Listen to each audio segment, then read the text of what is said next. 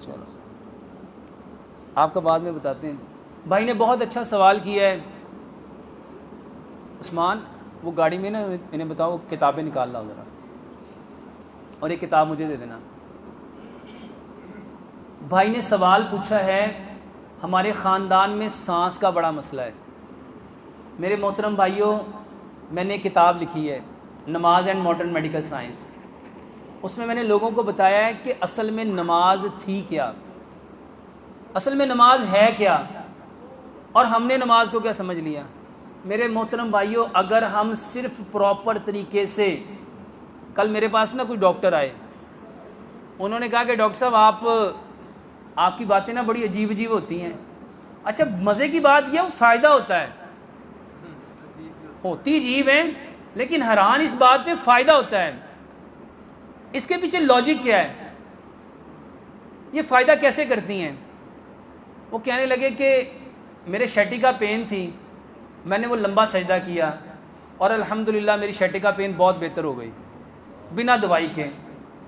मैंने ना उसे ये किताब दिखाई, मैंने कहा ये मैंने किताब लिखी थी और इसमें मैंने लोगों को बताने की कोशिश की है कि ये किताब असल में नमाज है क्या।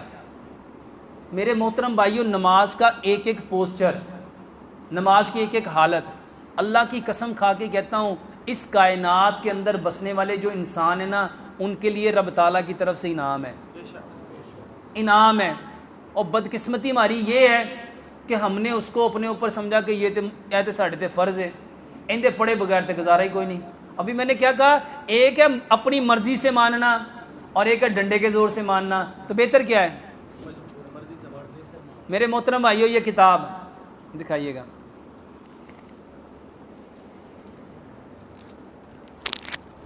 इसमें मैंने बताया है कि ये जो सजदा है ना, सजदा, ये जितने लोगों की सांस की बीमारियां हैं, जितने लोगों को सांस की बीमारी है, मेरे मोहतरम भाइयों, सांस की बीमारी फेफड़ों की वजह से होती है। अल्लाह सुब्हानो ताला आपके फेफड़ों को 100% मजबूत करना चाहता है। और आप हैरान होंगे, हमारे फेफड़े, हम अपने 24 घंटों में से तकरीबन 18 घंटे इसी हालत में रहते हैं जैसे मैं अभी हूँ, या बैठे होंगे या खड़े होंगे या चल रहे होंगे या लेटे होंगे। मेरे मोहतरम भाइयों, इस हालत में आपके फेफड़े 60 to 70% काम करते हैं, 60 से 70%।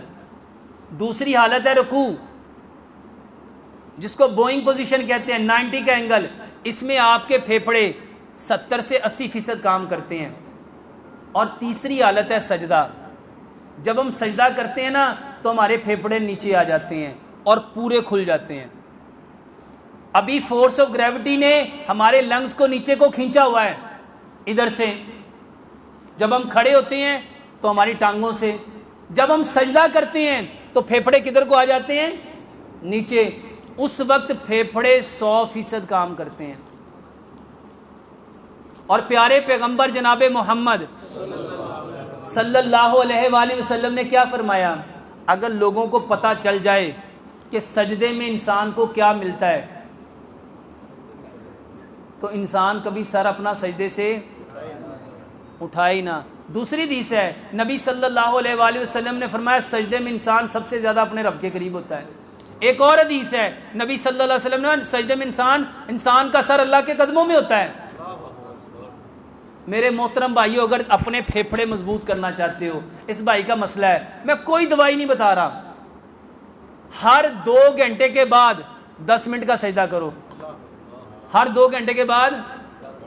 जिन लोगों की खांसी नहीं रुकती, जिनको दमा है, जिनके फेफड़े कमज़ोर हैं, मेरे मोहतरम भाइयों, ये जो पीछे कोरोना के अंदर जिनकी ऑक्सीजन सैचुरेशन, मेरे मोहतरम भाइयों, नीचे आती थी ना, उनको वो किस पोजीशन में लेटाते थे, उनको कहते थे उल्टा हो जाओ, अपनी हिप को ऊपर उठा लो और लंबे लंबे सांस लो, क्योंकि इस हालत में सबसे ज्यादा आपके फेफड़े ऑक्सीजन इनहेल करते हैं, सबसे ज्यादा काम करते हैं।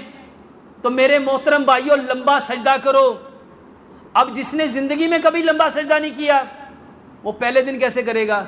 तो मेरे मोहतरम भाइयों पहले दिन 1 मिनट का सजदा कराओ, पहले दिन हर 2 घंटे बाद 1 मिनट 1 मिनट 1 मिनट 1 मिनट, 5 दिन उसको 1 मिनट का सजदा कराओ।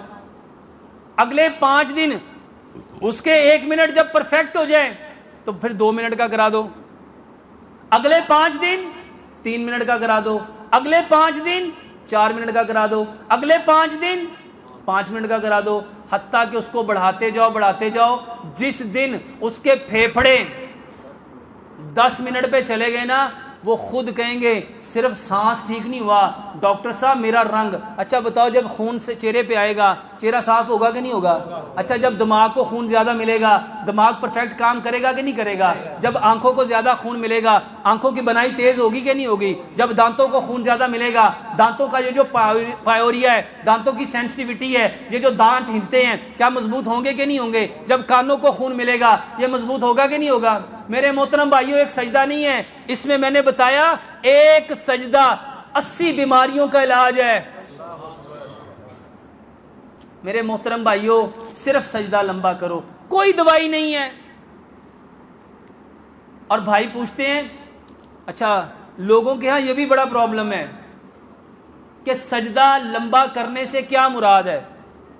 टाइम ज़्यादा या हाथ आगे लेके जाने हैं? नबी सल्लल्लाहु अलैहि वसल्लम ने सजदे के लिए 10 चीज़ें बताई हैं। सबसे पहली बात, सजदे में आपका पेट आपके रान के साथ नहीं लगना चाहिए, और ये उसी वक्त होगा जब आपके हाथ आगे जाएंगे। दूसरी हदीस, कुत्ते की तरह बाजू मत फैलाओ, कुत्ते की तरह बाजू मत बिछाओ, ये ज़मीन के साथ बाजू लगने नहीं चाहिए।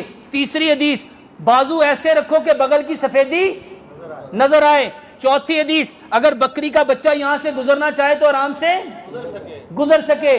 पांचवी हदीस, 7 हड्डियों पे सजदा करो। कितनी हड्डियों पे? अच्छा, कौन कौन सी 7? 2 पांव, 2 घुटने, 2 हाथ, 7वीं कौन सी है? ये सवाल है। अब कोई कह रहा है नाक, कोई कह रहा है पेशानी। मेरे मोहतरम भाइयों, यह 6ठी हदीस, नबी सल्लल्लाहु अलैहि वसल्लम ने फरमाया सजदे में अपनी नाक खाक आलूद करो। और नाक कौन सी है? क्या ये नाक है? ये नाक है। मेरे मोहतरम भाइयों, ये नाक है, सजदे में ये नाक लगानी थी। 7वीं हदीस, नबी सल्लल्लाहु अलैहि वसल्लम ने फरमाया ज़मीन की सख्ती महसूस करो, ज़मीन की सख्ती महसूस करो। 8वीं हदीस, सजदे में आपके दोनों पांव आपस में मिले होने चाहिए, एड़ियां आपस में मिली होनी चाहिए, और पांव की उंगलियों का जो पेट है वो ज़मीन के साथ चिपका होना चाहिए। और 10वीं हदीस, सजदे में कभी भी आंखें बंद, ये 10 चीज़ों से सजदा करो। वल्लाह, ये जो जितनी बहनें हैं ये कहती हैं दाने हो जाते हैं, एक्नी हो जाती है, पिंपल हो जाते हैं, फ्रैकल हो जाते हैं, ब्लैक सर्कल हो जाते हैं, ब्लैक स्पॉट हो जाते हैं, चेहरा काला स्याह हो जाता है, दाग और धब्बे बन जाते हैं। मेरे मोहतरम भाइयों, दवाई मत खाओ, सिर्फ सजदा करो, सिर्फ सजदा करो, सिर्फ सजदा करो। अल्लाह की कसम, ये सजदा नहीं है। अगर पता चल जाए ना ये क्या है, बंदा कभी सर सजदे से उठाए ना।